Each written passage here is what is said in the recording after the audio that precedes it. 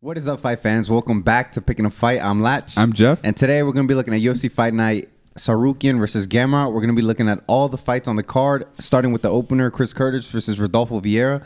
But before we get started, don't forget to like the video, subscribe if you haven't. We're putting out videos for almost every fight night and pay-per-view. And there's a plethora of fights coming up, so go ahead and subscribe if you haven't. All right, let's get right into it. What you got, Jeff? All right, we got Chris, the Action Man Curtis. He is 28-8. He's 34 years old, 5'10", and a 75-inch reach.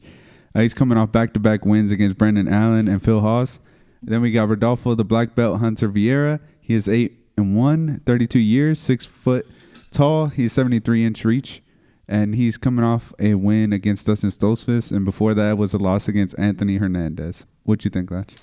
I think this is a good fight. I think a classic striker versus grappler. Chris Curtis is coming in as a slight favorite at minus 135, while Viera is coming in as a slight underdog at plus 115.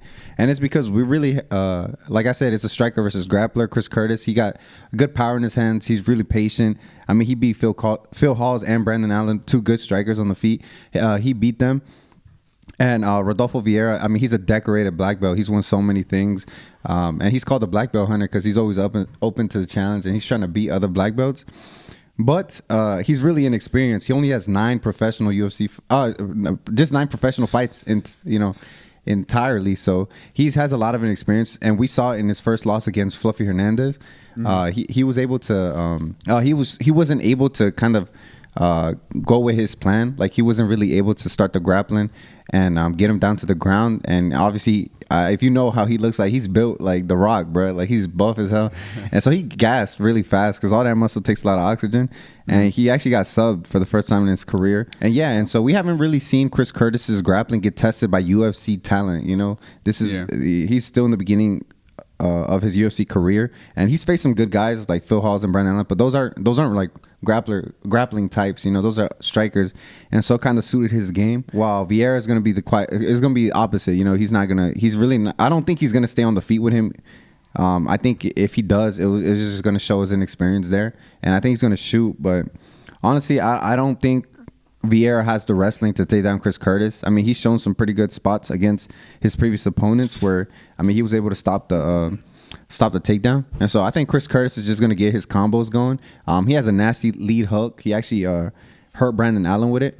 And the only thing is he's sometimes really patient, and if he's scared of the takedown, I think he's going to be too patient, and it might go to decision. And I think that's kind of what's going to happen. So I got Chris Curtis by decision.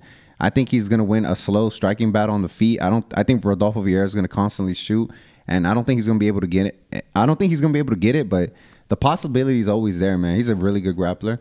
I just don't think he's going to do it. So I think it's either Viera by sub or Chris Curtis by knockout or decision. But I got Curtis by decision. Sure, you think experience alone is going to favor Curtis, or do you think Vieira has more than people give him credit for, I guess? I think he has a little more than people give him credit for. I think people think his striking is not good, like complete trash, but it's actually not. I mean, him being that big, 6 foot, 73-inch reach, like, he's able to strike with guys, right? And he's built he's built like Paulo Costa, so he has power, bro. But the thing is, his technique is not the best. But I think he can kind of hold his own. But I think if he tries to strike with Chris Curtis, a more experienced striker, I don't think it's going to be a good time for him.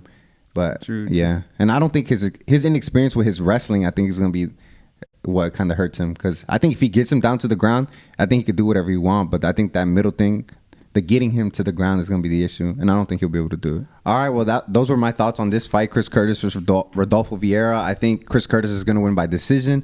I just think Rodolfo Vieira right now is a little too inexperienced and a little too one-dimensional to really be a big of a threat to someone like Chris Curtis, who has so much experience. And so, yeah, let us know down below what you think. Do you think So let us know down below what you think. Do you think Rodolfo Vieira wins by sub? Do you think Chris Curtis can knock him out? Let us know down below. And like the video if you haven't. Go check out our other videos. We're doing every other fight on this same fight night card, including the main and co-main event. So go ahead and check those out. And yeah, it's going to be a great night of fights. Don't forget to tune in, and we'll see you next week. Yep, see ya.